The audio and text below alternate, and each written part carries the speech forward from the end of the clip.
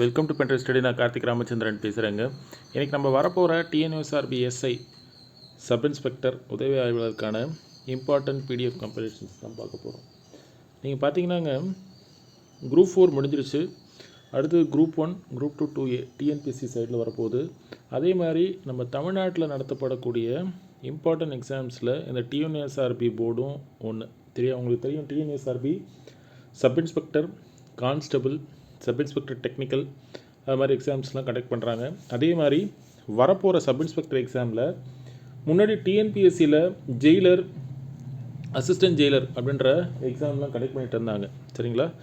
அது இப்போ வந்து டிஎன்யூஎஸ்ஆர்பி போர்டுக்கு மாறிட்டு தான் சொல்கிறாங்க. அது எந்த அளவுக்கு உண்மைன்னு தெரியல. அது 90% உண்மை தான். பட் இருந்தாலும் வரப்போகிற நோட்டிஃபிகேஷனில் அது பிரதிபலிக்குமான்னு தெரியல, சரிங்களா? ரொம்ப பவர்ஃபுல்லான போஸ்ட் தான், அது உங்களுக்கு தெரியும், உதவி ஆய்வாளர்ன்ட்டுன்னு சொல்லிட்டு. இதுக்கு அடுத்தது கான்ஸ்டபிளும் வந்துடும், சரிங்களாங்க? இப்போ நீங்கள் பார்த்தீங்கன்னா டிஎன்யூஎஸ்ஆர்பிக்கு ப்ரீவியஸ் இயர் கொஸ்டின் உங்களுக்கு தெரியுமா, புக் பேக், இது மட்டுமே போதும், சரிங்களா? ப்ளஸ் கரண்ட் அஃபேர்ஸ் எல்லா எக்ஸாமுக்கும் நீங்கள் படித்து தான் ஆகணும், அது வேறு வழி இல்லை. அதனால் நீங்கள் நம்ம பார்த்தீங்கன்னா சப் இன்ஸ்பெக்டர் ஜென்ரல் ஸ்டடீஸ்க்கான ப்ரீவியஸ் இயர் கொஸ்டின் இது உங்களுக்கு தெரியும். தமிழ் தகுதித்தாள் இருக்குது, அதுதான் அந்த தமிழ்னு சொல்லிட்டு 215 கொஸ்டின் வச்சுருக்கேன். நீங்கள் இதை தவிர்த்து டிஎன்பிஎஸ்சியில் நம்ம பொது தமிழை 3ஆக பிரித்து வச்சுருக்கோம். இலக்கணம், இலக்கியம், தமிழ் அறிஞர்களும் தமிழ் தொண்டுன்னு சொல்லிட்டு நீங்கள் இலக்கண பகுதியில் இருக்கிறத மட்டும் நீங்கள் வாங்கி ப்ரிப்பேர் பண்ணிக்கோங்க. அதில் என்ன கொஸ்டின் வருது, சரிங்களா? இப்போ நீங்கள் சொன்னால் நம்ப மாட்டீங்க, நிறைய பேர் சப் இன்ஸ்பெக்டர் அண்ட் கான்ஸ்டபிளில் தகுதித்தாளில் நிறைய பேர் வந்து மார்க்கு ஸ்கோர் பண்ணாமல் இந்த ஜென்ரல் ஸ்டடி சைக்காலஜி பேப்பரே திருத்தலை. நிறைய பேர் இருக்காங்க, அது மாதிரி ஒருத்தர் 2 பேர் இல்லை, இன் தௌசண்ட்ஸில் இருக்காங்க. அதில் நீங்களாகவும் இருந்துடாதீங்க. தமிழும் முக்கியம்தான், அதை விட்டுறாதீங்க.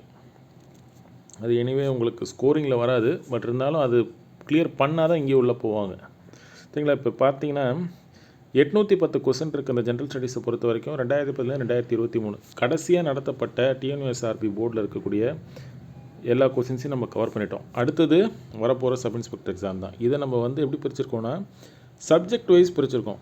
வரலாறு, புவியியல், இந்திய அரசியல், சயின்ஸு, சயின்ஸ்லேயே 2 பாட்னி, சுவாலஜி, ஃபிசிக்ஸ், கெமிஸ்ட்ரின்னு சொல்லிட்டு, பொருளாதாரம், சயின்ஸ், ஜிகே, கரண்ட் அஃபேர்ஸ்ன்னு சொல்லிட்டு.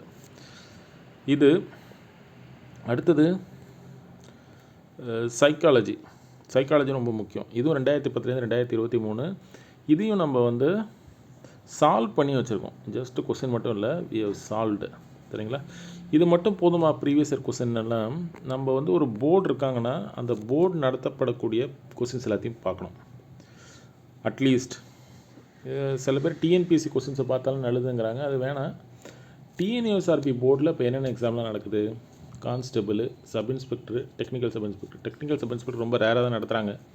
இப்போ கடந்த ஆண்டுகளில் எதுவுமே இல்லை சொல்லப்போனால்.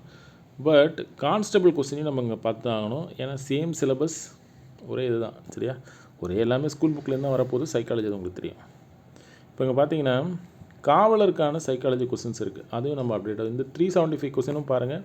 அதே மாதிரி கான்ஸ்டபிளுக்கான previous year question general studies இருக்குது, அதையும் நீங்கள் பாருங்கள். ஒன்றும் தப்பு கிடையாது.